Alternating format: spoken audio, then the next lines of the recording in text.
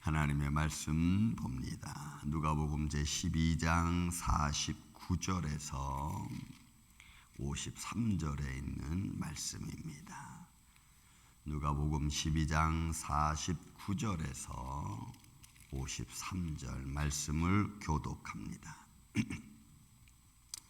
내가 불을 땅에 던지러 왔노니 이 불이 이미 붙었으면 내가 무엇을 원하리요?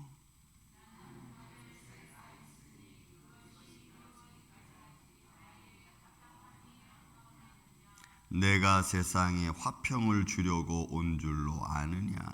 내가 너희에게 이르노니 아니라 도리어 분쟁하게 하려 함이로라.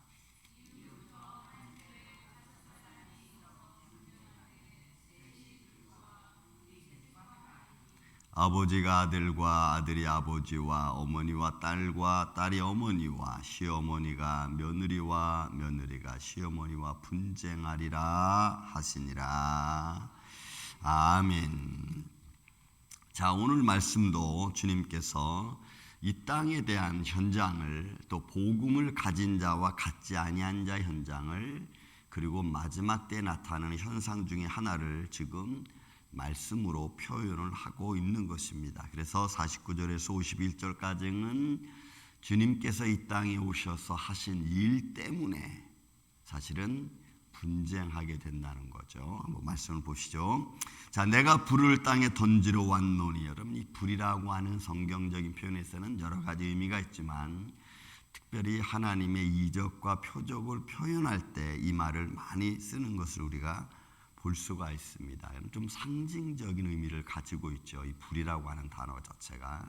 그렇지만 이것이 의로운 쪽으로 사용이 되면은 이 불의 의미는 하나님의 역사와 이적과 기적을 표현하는 쪽으로 나타나지만, 그러나 이 불이 부정적인 종말론적으로 사용이 될 경우에는 이것이 하나님의 진노라고 하는 표현으로 나타날 수가 있습니다. 근데 어쨌든 주님께서 오셔서 내가 이 땅에 불을 던지러 왔다고 주님이 동시에 이 말을 쓸 때는 두 가지가 다 포함되어져 있습니다.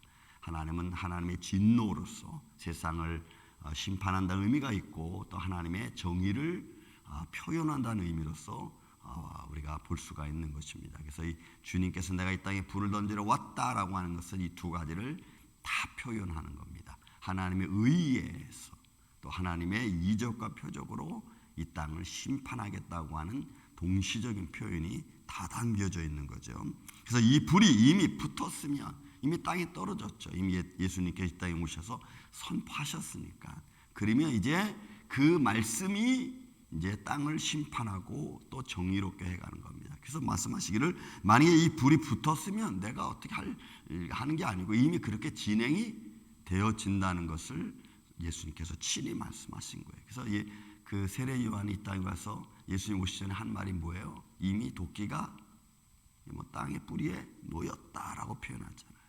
그러니까 이는 심판이 시작됨을 표현한 말이고, 동시에 하나님의 의가 실현되고 있음을 표현한 말씀이죠. 이게 이제 가까이 왔다는 것을 말하고 있는 겁니다. 그러니까 우리가 말씀을 볼 때마다 그 말씀 속에서 담겨져 있는 하나님의 이중적인 표현을 잘 분별해서 우리가 보는 것이 참 지혜로운 마음이 아닐 수 없습니다. 50절에서 말씀합니다. 나는 받을 세례가 있습니다. 여러분, 예수님이 받을 세례는 십자가의 죽음입니다. 그래서 친히 예수님이 이렇게 표현하는 거예요. 그러니까 새롭게 되는 거죠. 회복되는 거죠. 그래서 세례라고 하는 의미 자체가 어떤 거예요? 내가 가던 길을 멈추고 다시 원자리로 돌아오는 겁니다. 세례라고 하는 것은 돌이키다는 거거든요. 그러니까 내가 가는 길로 가는 게 아니고 거기서 돌이키는 거예요. 그래서 이 돌이키는 방향이 예수님 쪽인 거예요. 그래서 물을 뿌리다, 세례가 맵지정 물을 뿌리다, 물에 잠기다, 이런 의미는 그냥 기본적인 의미고, 그 단어가 가지고 있는 내적인 표현은 돌이키는 거예요. 그래서 예수님께서 나는 아직 받을 세례가 있다라고 하는 것은 예수님이 회복, 완벽한 회복, 다 이루었다라고 하는 표현이 임해지는 그 모습으로 스스로를 그렇게 표현하는 겁니다. 나는 아직 받을 세례가 있다. 주님의 십자가의 사건을 두고 하는 말씀이죠. 이것이 이루어지기까지, 이 모든 것이 아버지의 계획이 완성될 때까지, 내가 다 이루었다 십자가에서 선언되기까지 나의 답답함이 있다. 그러니까 이건 인간적인 모습이죠. 인간적 표현입니다.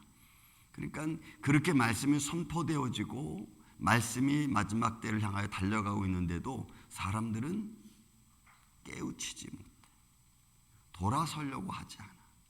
마치 여러분, 이스라엘 백성들에게 마지막 남유다가 멸망할 때 예레미야가 시드기야 왕한테 아주 자세하게 정확하게 하나님 말씀을 선포합니다. 당신이 이 말씀을 듣고 바벨론 왕을 섬기면 살 수 있지만, 그러나 당신이 바벨론 왕을 섬기지 않고 만약에 반항을 하면 당신 죽을 거야 라고 아주 정확하게 얘기해요. 근데 시드기야 왕이 안 들어.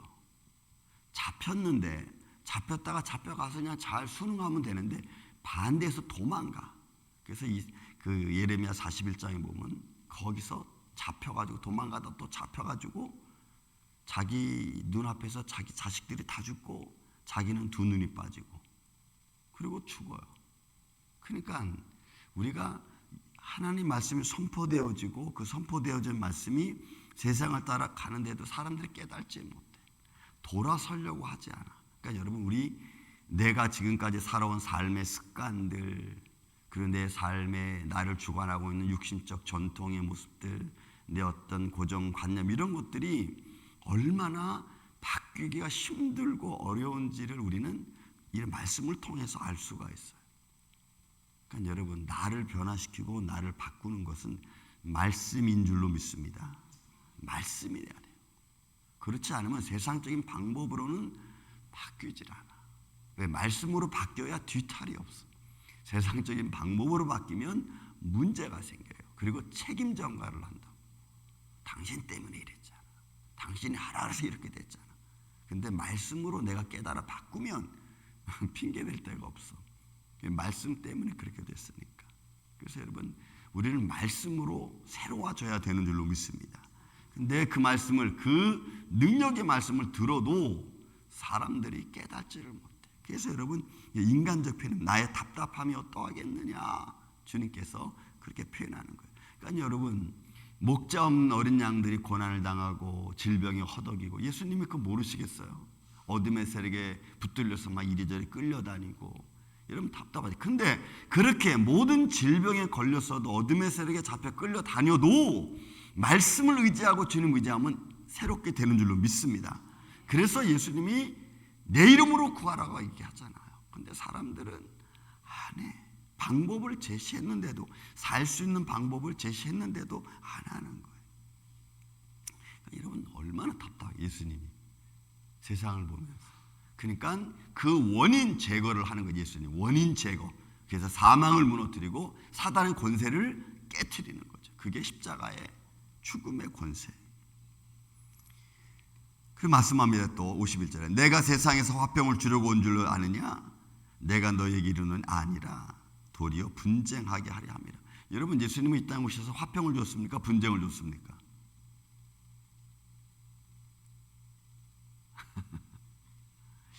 화평이라 말하기도 좀 그렇고 분쟁이라 말하기도 좀 그렇고, 이런 예수님은 사실 화평을 준 거예요. 왜요? 예수님 때문에 우리 마음의 스트레스, 우리 마음의 아픔, 우리 마음의 고통을 이길 수 있는 능력을 가졌잖아요. 믿습니까, 여러분?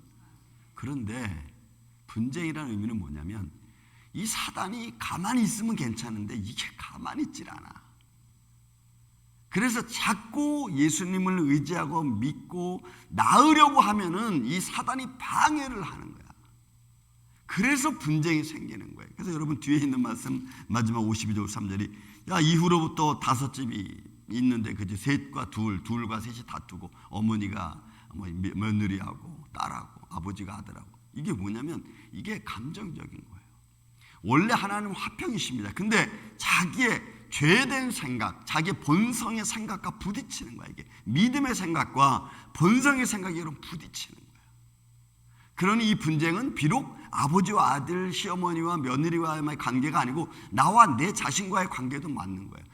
나와 내 자신, 내 자신 안에 있는 믿음의 모습과 내 자신 안에 있는 이성의 본성의 모습과 여러분 다투잖아요. 그래서 영적 싸움이 일어나죠.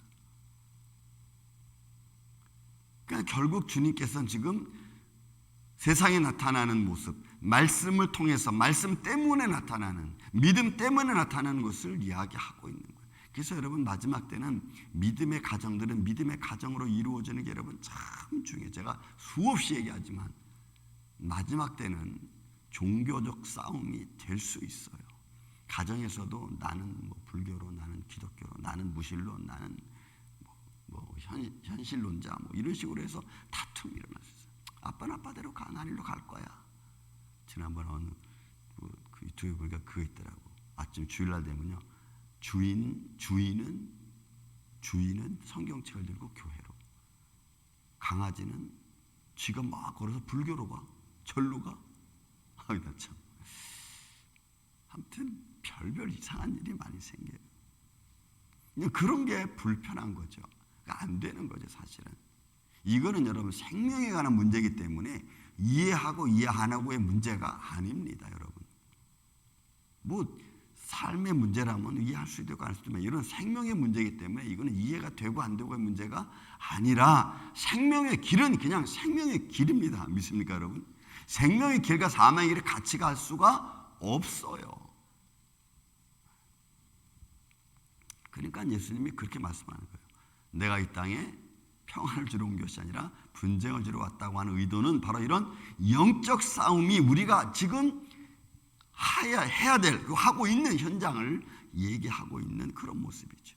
저는 이런 영적인 분쟁에서 여러분 예수의 이름으로 승리하시기를 주님의 이름으로 축원을 드립니다.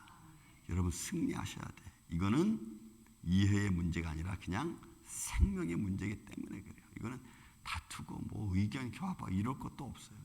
우린 그냥 그 길로 가야 되는 거예요. 그 길로 가기 위해서는 좀 힘들죠. 내가 참을 때도 있고 좀 기다려야 될 때도 있고 이런 게 어려운 거예요. 이런 게. 그래서 저는 오늘 다시 또 한날을 시작하는 이 아침에 여러분들의 삶 속에 삶의 현장에서 이런 분쟁들이 영적으로 현장에서 많이 일어날 수 있습니다. 단어들을 잘 선별해서 여러분들이 대화하고 거기서 생명의 길을 잘 제시할 수 있는, 그 길에서 이 하루도 여러분 승리해 나가는 복된 한 날 되시기를 예수님의 이름으로 축원을 드립니다. 사랑과 은혜가 많으신 아버지 하나님 감사합니다. 오늘도 이 하루를 시작합니다. 말씀 안에 시작하게 해주심을 주님 감사합니다. 또 어떤 일을 만날는지 우리는 알 수 없습니다. 그러나 그 만나는 과정 속에서 오늘도 예수님 우리에게 주어진 주님의 능력으로 승리하며 살아갈 수 있도록 주님 역사하여 주시고 지혜로운 마음으로 잘 분별해서 하나님께 영광이 되고 기쁨이 되고 우리에게는 축복이 되는 이 한날 되게 하여 주옵소서. 사랑 교회와 또 예배자들 가정들 한 사람도 빠짐없이 어린 유년 주일학교로부터 작년부일까지 가정들을 지켜주시고 이런 믿음의 삶의 현장에서 승리해 나가는 복된 한날 되게 하여 주시옵기를 원하오며 사랑이 많으신 예수님의 이름으로 기도하옵나이다. 아멘.